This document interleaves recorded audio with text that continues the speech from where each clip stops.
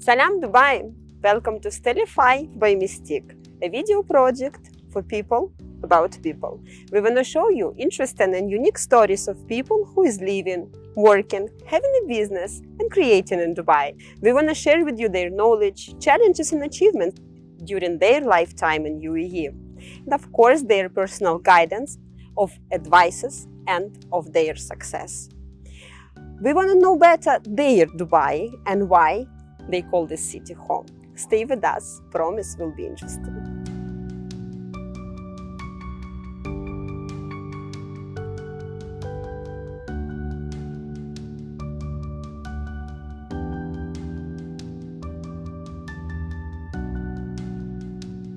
Today we're gonna meet Mr. Phil Bedford, famous business and life coach in Dubai. Let's try to know better his Dubai and why he calls this city home.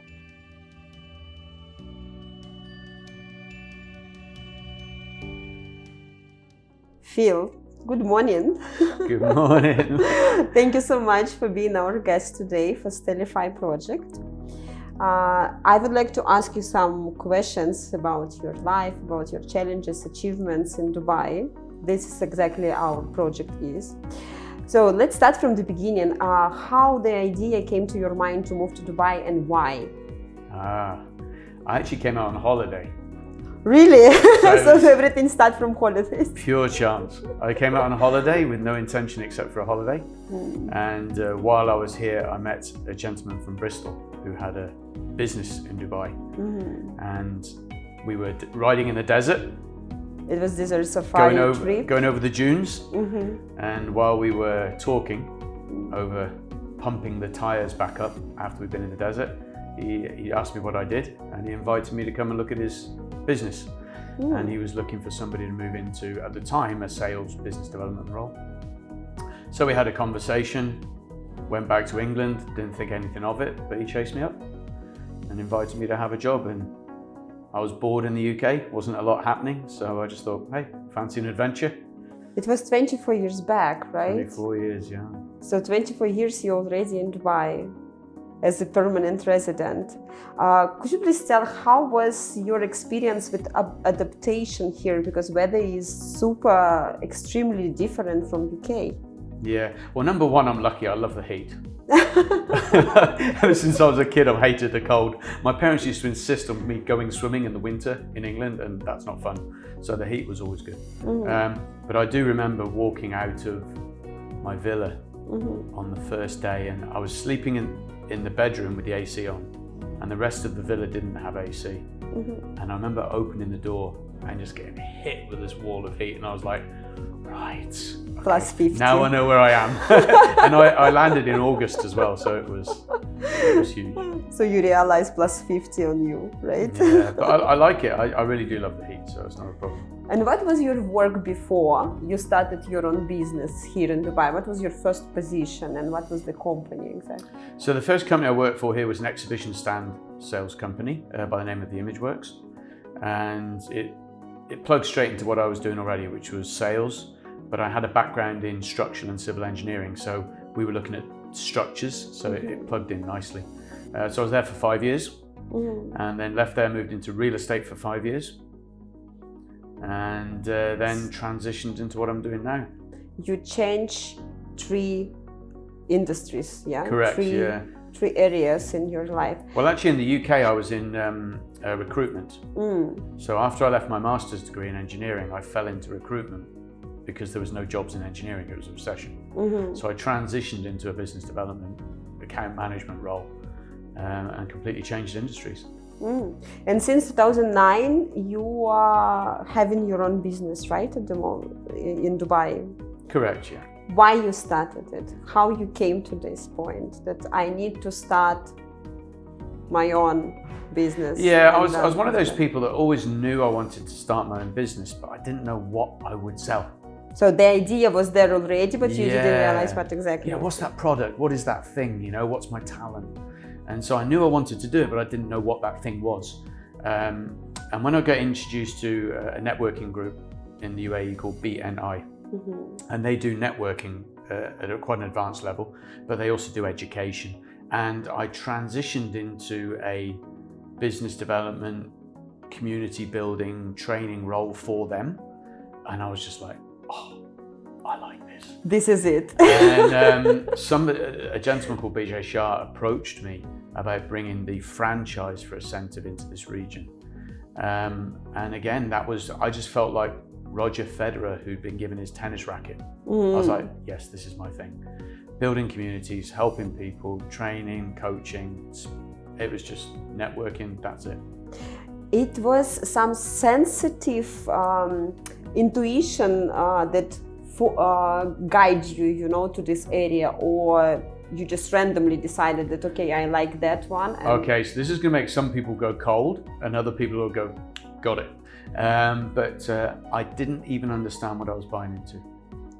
I went on a pure gut feeling. It was unconsciously. Yeah, sort of conscious. It was a gut feeling. I went to the UK to experience the conference of all these people, and I picked up on the energy and the conversation, but I didn't really understand the product. I knew it was networking, I knew it was education, but I didn't really understand how it worked. But there was my opportunity to do my own thing. And the great thing about a franchise, of course, is the product, the website, so much of the things you don't know about starting a business are taken care of. You just need to plug in your passion, energy, and get going. You're working with lots of corporate businesses, right? Have worked with some corporates. As a trainer? For example, Hard Rock Cafe, Cartier. I mean, I've worked with some big companies, although the niche is small business owners. Do you have any specific principles to choose your co-partners with whom you are working and cooperating? And what kind of principle it is? Or you're just, let's say, picking up everyone and you're working with everyone? Or you have specific principles, okay, with this person I would like to work, and with this one, no thank you. Yeah, absolutely. And oddly enough, networking, or I could say relationship building, because it's a similar thing, really leans to a specific kind of person. What you find is there's, on the whole, two kinds of people. There's transactional and there's relational. Okay. All right, transactional, it's all about closing the deal, throwing money at it, using people. And the other kind is where we invest in relationships. We build and help other people. And so anyone I work with, number one, has to be a relational person. They have to see the benefit of helping other people, the importance of relationships. Other people's success is your success. So number one, it's a mindset for people. And the other thing is they have to be open to learning, and they have to be humble enough to realize they don't know it all. And that's not everybody. But did you ever have these transactional people, transactional deals, how you're saying, closing the deals and done?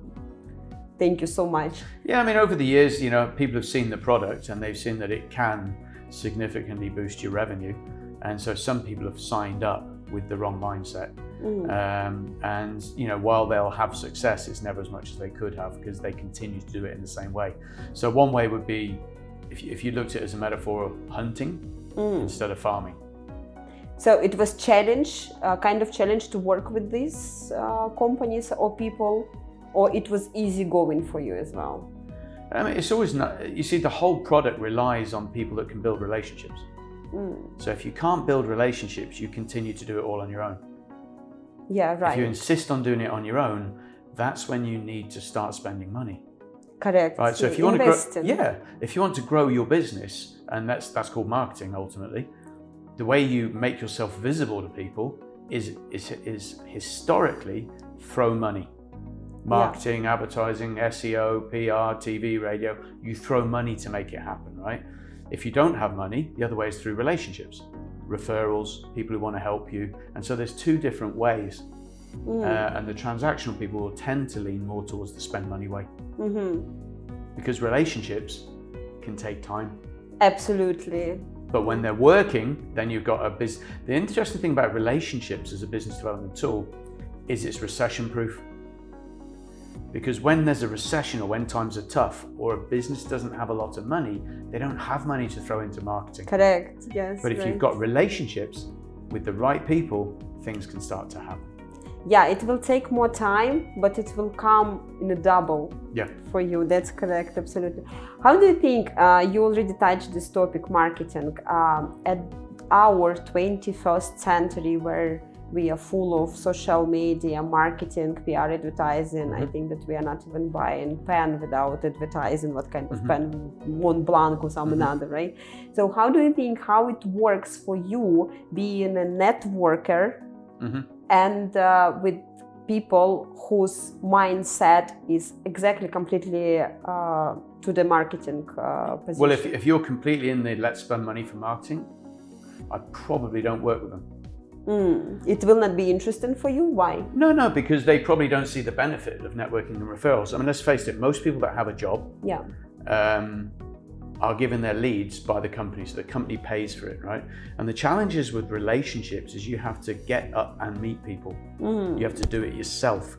And if you've got an option of somebody throwing money into marketing where you don't need to do anything, most people go with the easy option. Yeah. But the interesting thing is, from an efficiency perspective, you know, we're bombarded with about 4,000 marketing messages a day. If you look at all the different ways we're being marketed and hit, about 4,000 a day. So we become blind to a lot of this.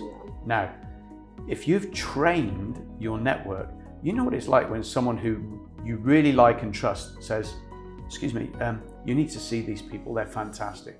It doesn't matter about the 4,000 marketing messages because your friend has told you to see this person. What do? You have a chat. Yeah, absolutely. So a relationship can bypass all that if you can be bothered to build and find those relationships, and most people can't be bothered. Interesting concept, actually. Yeah, but I cannot disagree with that. It's absolutely right what you are saying, because relationship it's on long term. Yes. So I know that you're a writer as well. Let's move forward with your books. You have civil engineering education. Correct. And you're writing about PR, marketing, and branding.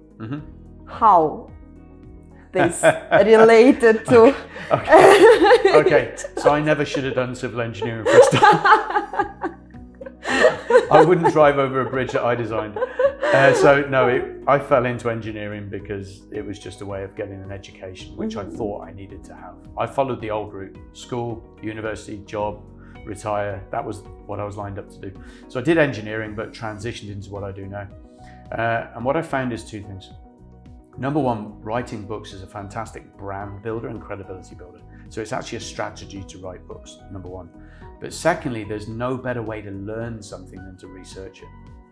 So what I found was every time I would see a challenge my clients were hitting, or a confusion they had, or something that was happening in the market, I'd research it and write a book. So it enhanced my understanding, and also I could use it for multiple benefits, you know, like branding. And you are actually quite successful with your books. I know that a couple of them are bestsellers on the market. And if you don't mind to explain why one of them calls branding schmanding. What does that mean, schmanding? I don't even know if schmanding is a real word. So the interesting thing with branding is most people don't really understand what it is. And most business owners, particularly small business owners, are being told, you need to get a brand. You need to do branding. But and they're like, but I've got a logo. Yeah. And so there's this massive confusion as to what it is and why we need it. And so I thought, okay, I'm gonna write a book on it. So I researched it, looked at it. But schmanding is kind of, so it's like branding. What is it? Why do I need it? Schmanding. Yeah, branding, schmanding. So, and it's written from a small business owner's perspective who doesn't understand what it is and do they need it. And also because many small business owners can't afford in their early days to invest large amounts of money in a serious branding exercise. You know, we have to just start with a simple logo, or maybe they go to one of these channels and just get something. But at some point in time, you know, you do need to consider that. So what does mean branding for you personally? Branding for me in a nutshell is what people think of you when they hear your name. So and what it's emotions image. It's the image, the emotions, subconsciously or consciously. I mean, I think for me, and your name, your business, anything that's related to your business, it's what that installs in them and the emotions it starts to move. You mentioned a couple of times subconsciously and consciously. If you don't mind me to ask you, are you a spiritual person? Not really, no, but I did NLP. Oh, so you are into psychology. Yeah, I did a master's in neurolinguistic programming a few years back. So obviously a big part of that is the unconscious and subconscious and conscious. So you know how to change consciousness and unconscious, subconsciousness and play with You know the power of it. Yes, I know the power. Yeah. But this is very interesting. And I can see lots of awards here. So, Can you please tell us about your awards? What kind of awards you received and when? What was for about? oh goodness, I've got some really strange ones over the years. I'm a commercial diver. Commercial diving? Yeah, commercial diving, Okay. first aid, all kinds of weird ones. But the ones I popped up on the wall are really the ones I'm very proud of. So up here I've got my BEng in civil engineering. I've got my master's degree in European construction engineering. And while as I said before, I don't want to do it for a career, I left school with I think only a history and a biology qualification. I failed English, failed maths, failed science. And so for me, it's a bit of a, okay, even though I still got there. But your civil engineering education helps you somehow in your business now? Absolutely. Yeah, it's really strange. I think over 70% of people that study engineering don't work in engineering. They move into other things. And what it really did for me was taught me two things, oddly enough. One was discipline, because while other people at university were only having a couple of hours of what they call contact, which was time at university, engineering was like 40 hours. And then you go home and have another hour or two at home to do study. So what it taught, and what they would do is they give you 3 projects, you'd finish one and they give you 2 more. So what they're always doing is always overloading you. So it taught me organization, it taught me being pressure, it taught me deadlines, the importance of getting stuff done, scheduling, all of that, taught me that. And the other thing, it actually taught me networking, which I didn't realize. I mean, what is networking? Networking is often collaborating information and supporting people. It's not just about business or getting a new job. So what it actually taught me was collaboration with my friends, because we would collaborate to finish projects. If someone didn't understand something, you would collaborate. And it became easier than just sitting there doing it all on your own. That's very interesting concept, actually. So you merge 2 different areas in your business. Yeah, amazing. And you don't necessarily even realize you're doing it until later on.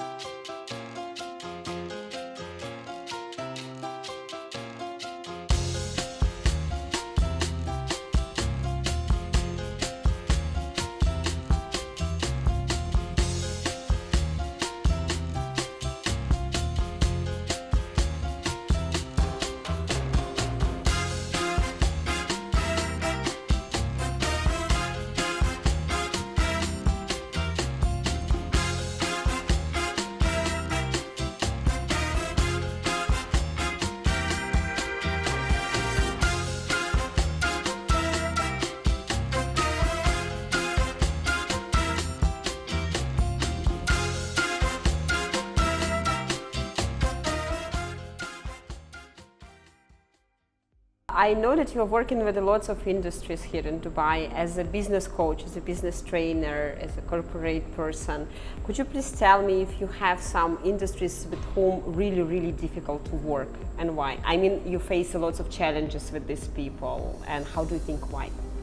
Well, actually, I can work with anybody with the right mindset.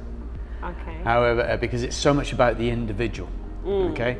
However, there are industries that really, from a marketing perspective, it's probably better to use other tools. So for example, if you were a supermarket, you know, and you're selling loaves of bread or cans, you know, you're not going to come to me to market the business. That way you go through normal marketing channels. Yeah, for sure.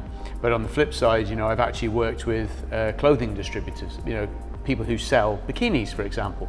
Wow. But instead of selling 1 bikini at a time, we'd be looking at, okay, how do we strategically get you to sell 3,000 pieces in one go to a distributor or to, so you can sell you can have different products, but it depends whether you want to sell bulk or individually. how you are dividing that? I mean, what is the challenges, for example, to sell bikini on the market? In Dubai, I don't think that there is a challenges because it's a beach country actually, so that's why. But for example, working with some, I don't know, construction companies. Did you have experience with construction company? I'm sure you had. Yeah, so I have worked with construction suppliers, and again, it really comes down to the mindset of the individual you're working with. You know, so many people they don't really understand the power. They're limited. They're very, I mean, I was an engineer, so I understand it. You know, it's just this. You know, they don't understand the power of relationships just to get stuff done. How you are breaking them? How you are breaking the ice?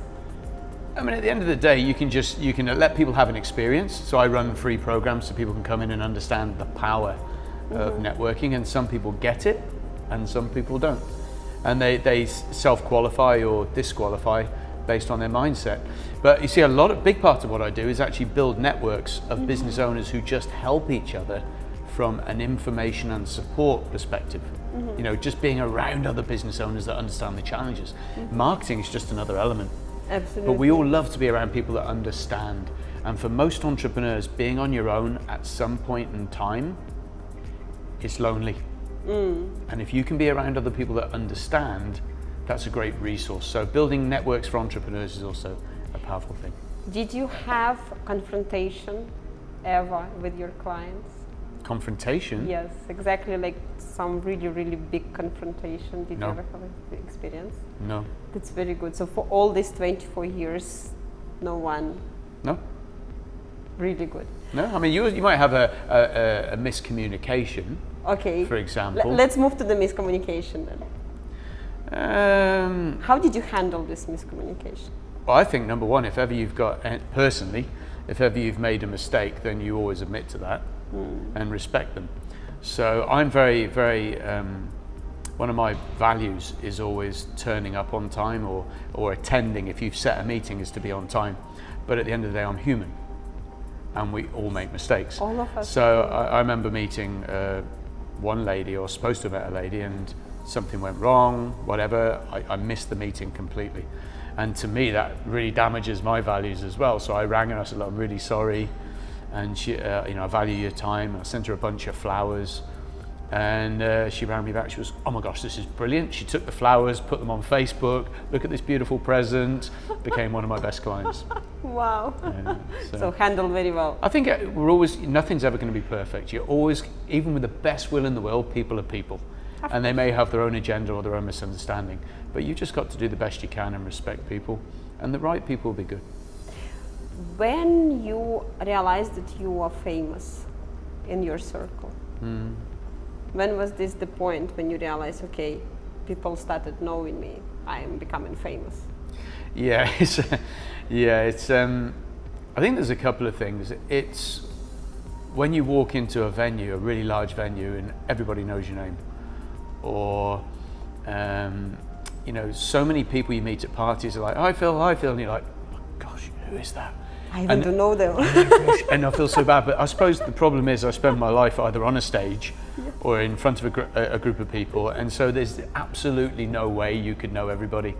And I think we all like to feel we know people, so I'd love to remember everyone, but unfortunately you just can't. The Rimmel Networker is your company, that you opened a long time back. It's really a nice name, by the way. Can you please tell what exactly you are doing different in your business strategy that gives you some unique perspective, right, for the clients? That client is choosing you exactly, so they can see you. Okay, this is Phil. This is his values. This is who is he. This is his mission, vision. Yeah, nice one. I think for me, it's very, very important that while balance is really hard to find, it's almost impossible to find between life and business. There are a lot of people that find no time for the social. And for me, it's always been very, very important to try and find some kind of harmony. Always have time for my wife, my family, myself, looking after my own well-being. Because at the end of the day, if you don't look after yourself, you can't show up in business, you can't show up for your family. So I think it's always been very important to me to show that and to live it myself, because there's a lot of people that sell things but they don't do it themselves. Yeah, and I think you've got to be integral. You have to walk the talk. Really, the Rebel Networker was all about, you know, you can have business, you can find some kind of harmony, you can be true to your values, you know, and you can have a great life at the same time. Why exactly Rebel? It was actually a friend of mine by the name of Dave Crane who was working with me at the time, and we were trying to find 3 words that would describe anybody's brand. And he turned around to me and goes, "Oh, Phil, you're like the Rebel Networker." And it just stuck. Just stuck. Because at the time, you know, I used to do the kite surfing and I did the salsa and I was coaching business. You know, most business coaches are quite, you know, very straight. Very straight. Correct, and of course, I'd be tearing up a dance floor or flying through the skies. And it just all kind of, you know, a lot of my business came through my hobbies. You know, some of my best clients, my best opportunities have come through my salsa. You know, and so it's just really showing people that to grow your business, to build a network with the right people, it's as much about your social life as it is about your business. Kite surfing, you mentioned kite surfing. Why kite surfing? What is attractive there for you? I got into it years ago because actually a couple of my friends were looking at it. So we were looking at it, we wanted to do something fun, just started doing it, and then it turned into a business. So I started coaching people in kite surfing as well. So I became a certified instructor internationally. Another teaching thing. Yes. Another teaching thing. Do you know what it is? I always wanted to be a teacher as a kid. And when I was in college, I didn't get the qualifications academically to be a teacher, but I loved the concept of teaching, taking people from here to here. And even though I didn't get the school one, and ultimately I got a higher qualification with a master's, I just loved that journey from struggle to success. And I've done it in the salsa business, kite surfing. And you are doing a lot of speeches as well. Correct, yeah. Do you like to inspire people? Do you like this feeling when you are on a stage and you're inspiring the group of people? I mean, like huge group, massive group of people. Yeah, I think I just like opening minds to possibility. Do you feel this energy? Yes. From the masses, right? Absolutely. So yeah. Do you like this feeling? I do, and do you know the funny thing is I used to be too nervous to speak. No way. I was one of those that hid away, wouldn't speak, because I didn't know how to structure the presentation. I was too nervous, but like you have to, I learned how to do it because it's important for business and brand. And later on I found I enjoyed it. So you came as a shy person before.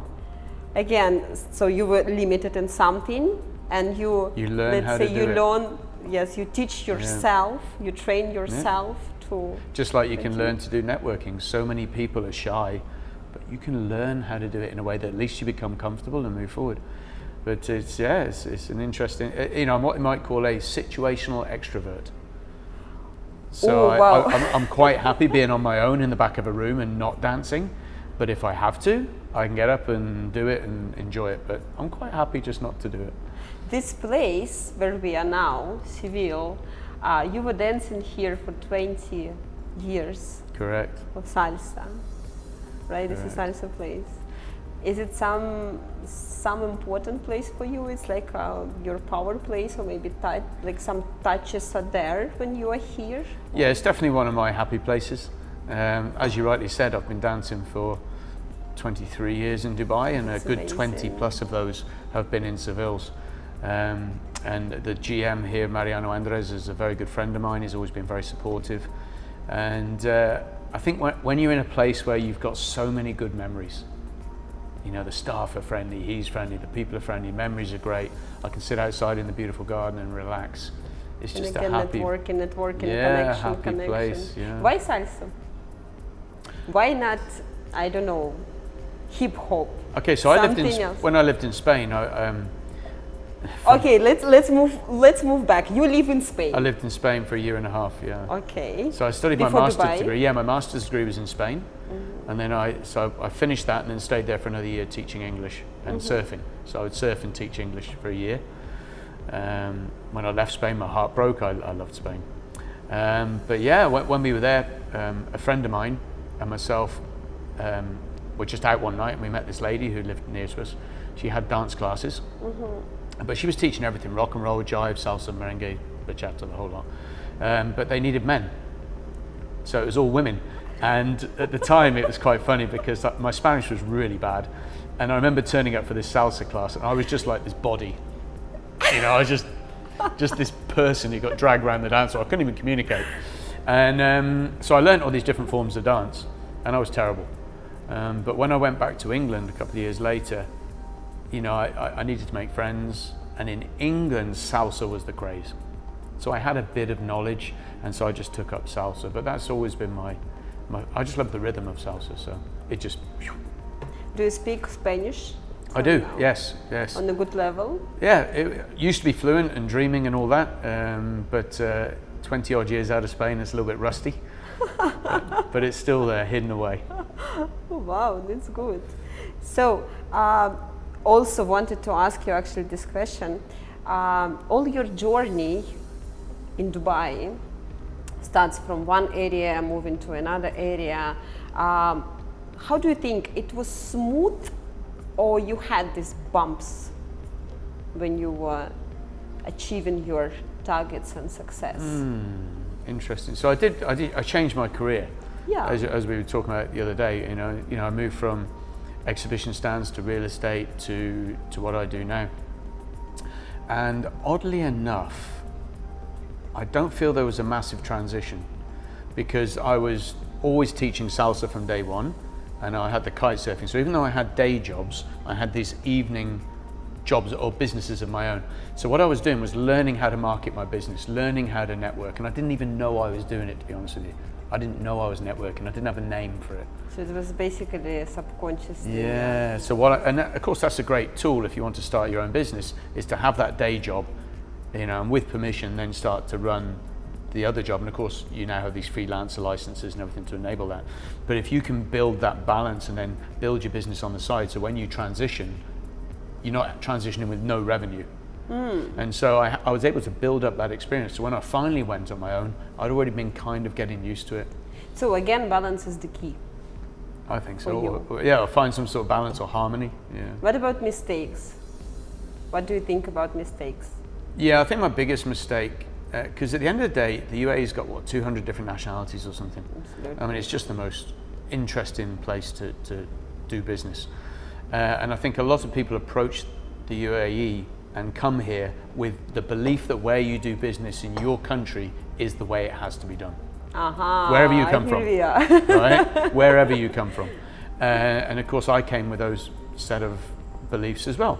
And I soon realized that it wasn't about being good at what you do necessarily, efficient, effective, holding your promises. It was often about the way you made people feel. And so just being flexible enough to realize that for some nationalities, being on time is not important. Other things are. I realize it also in Dubai. That in the different cultures is a very different perspective of the work, business, culture, and etc., etc., etc. How you are managing all this? Well, I think one element is you still choose who you work with.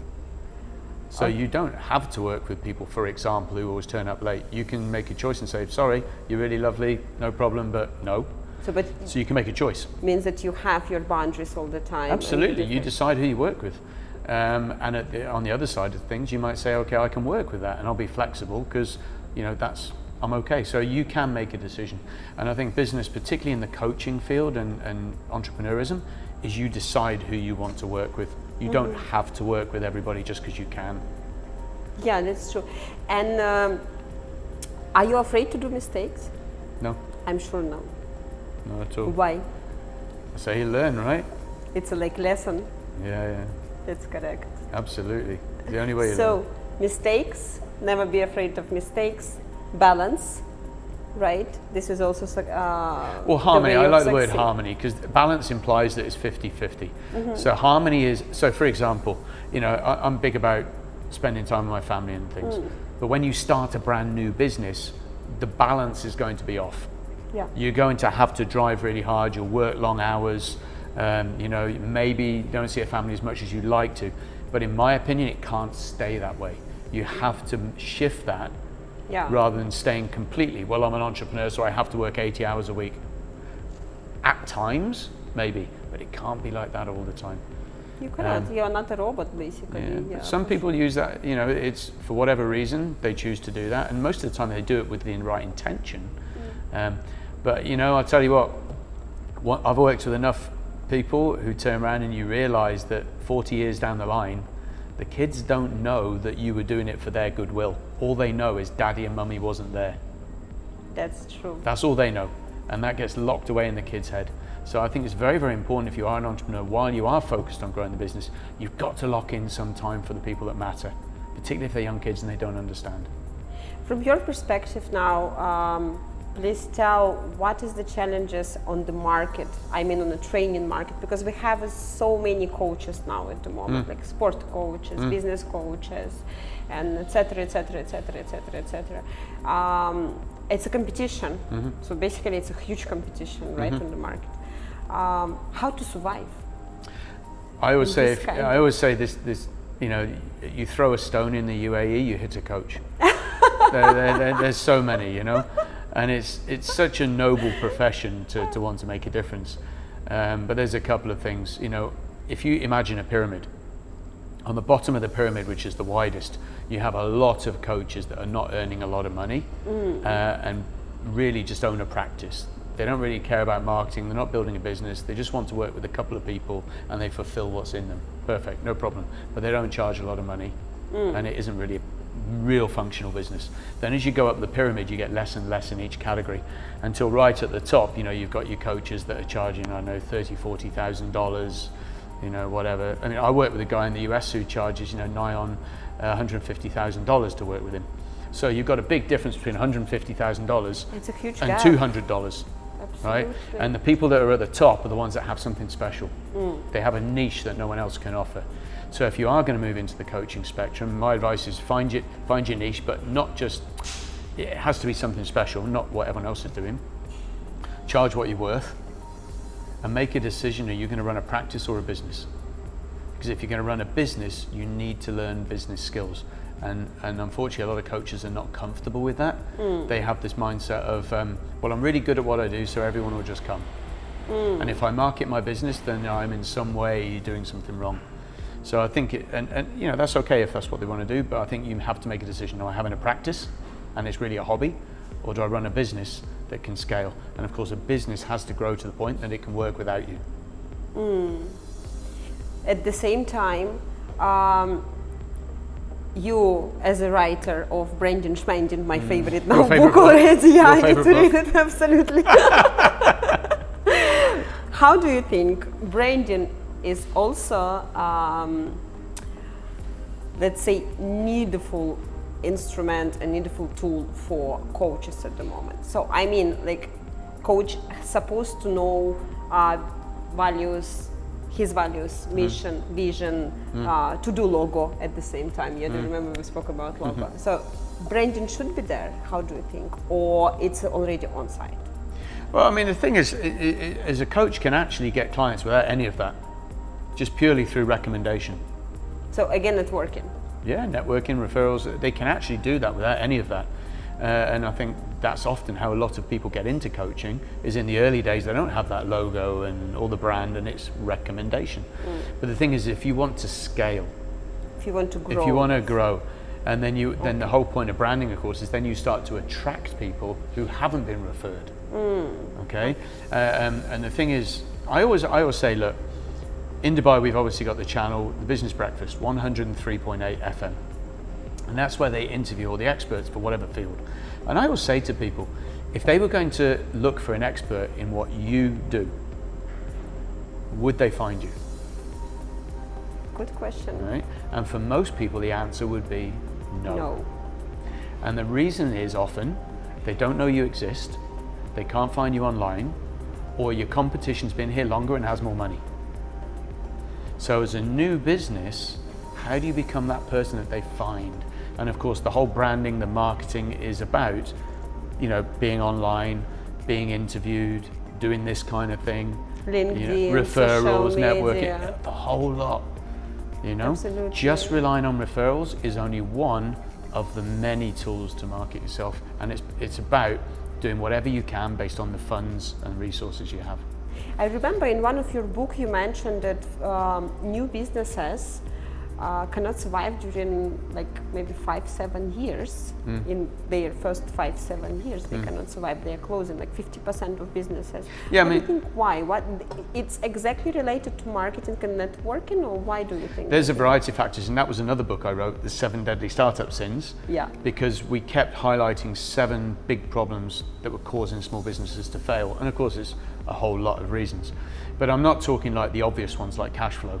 You know, cash flow is a big one, for example, but there's a sin above that that's causing the cash flow, which is lack of understanding how a business works. All right, so it's looking at the purer sins, the purer knowledge that people need, and of course it's different statistics wherever you go, and 110% of statistics are made up, as they say. But you know, there are different studies. But you know, it is a significant amount, 50% plus, that fail in the first year. You know, by the second year, another load have gone. By the 5th year, there's something like only 5% of businesses still in business. Survive.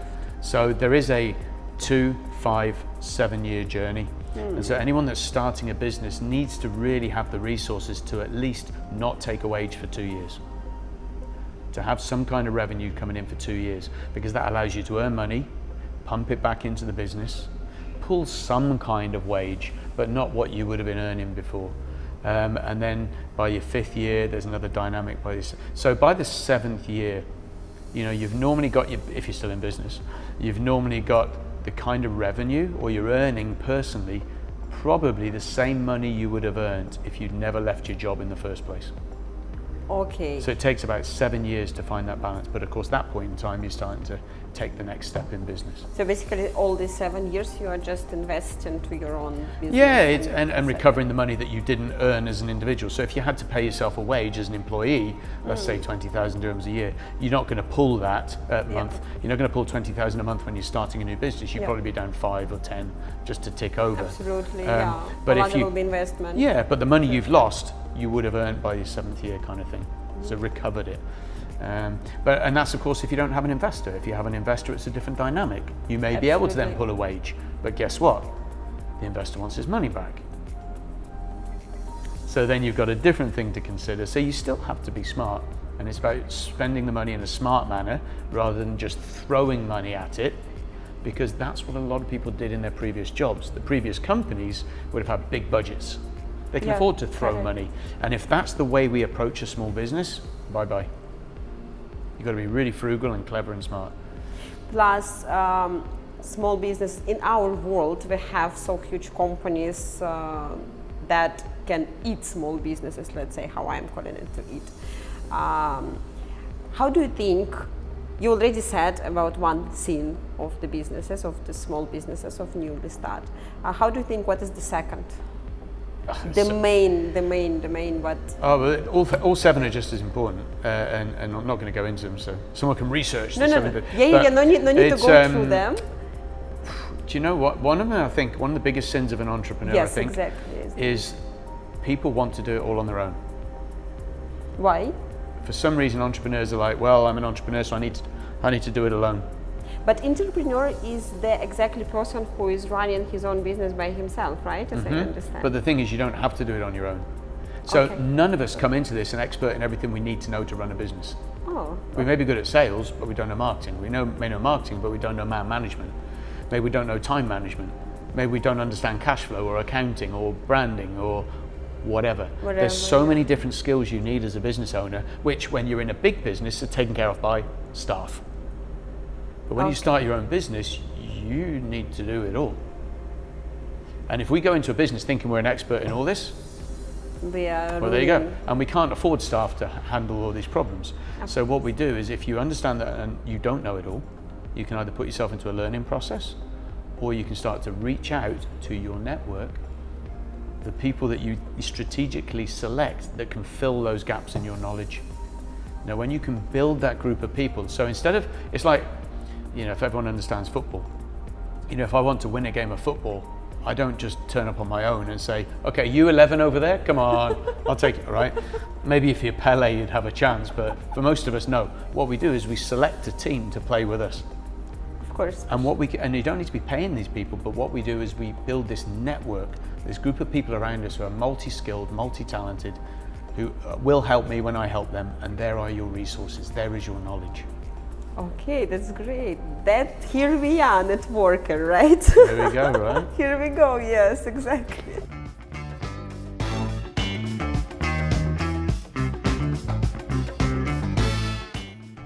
Phil, we are in Maidan. It's a cycling track. I know that you are a cycling person, you really like it. And you're a very sporty guy. Please tell me, are you early bird or you prefer to stay awake till the late night? Both. How that works? I prefer to stay awake at night because I do, but I do a lot of cycling. So Here in this area? Yeah, in this area or at the Al Qudra bike shops. So we're up at like 4:30. Start by 5:30, do a couple of laps, and you're very early bird. You don't have any choice if you want to miss the heat. That's the problem, right? That's true. You are living in Dubai. That's absolutely true. Can you tell me, are you a happy person? I like it. Can you say that Dubai is your hometown and your,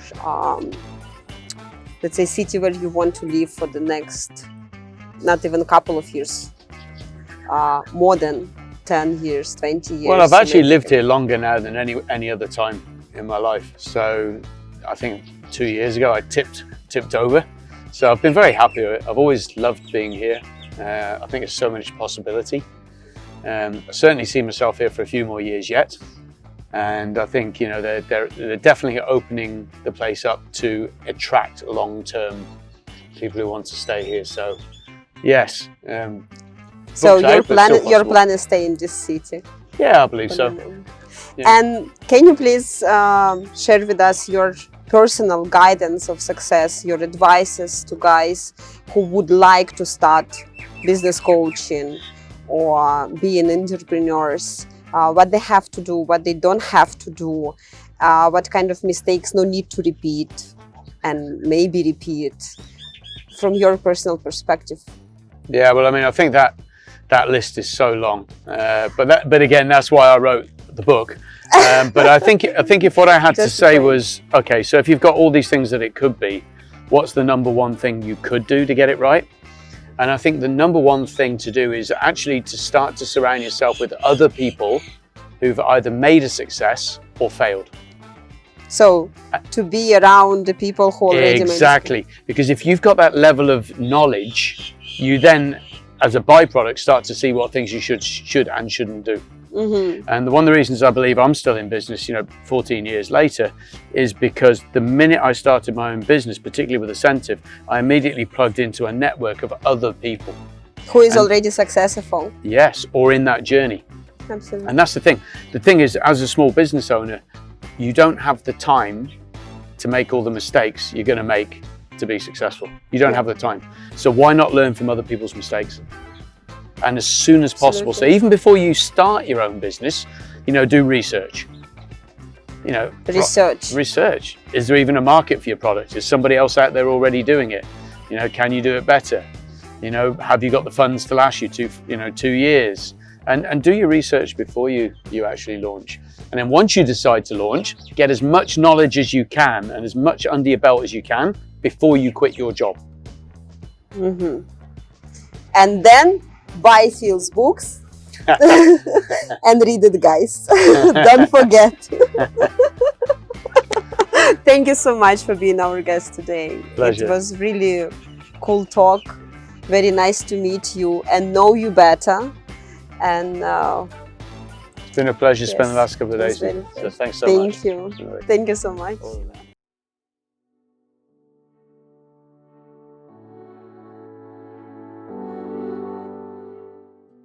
Every life journey is always unique. Perception of life can be changed with your experience, development, and of course you will be more excited with time. Nothing is ever stable. Changes are only constant. Your choice defines your next step and moving you forward. The power of the choice making you stronger. And always remember, opportunities are infinite and limitless. Thank you so much for watching us today till the end. We hope this project can help you to find an answer on your questions and to see opportunities of choices, opportunities to be stellified in this life. Your feedback is always important to us. Please share it on our website or in comments. Thank you so much for being with us today, and see you soon.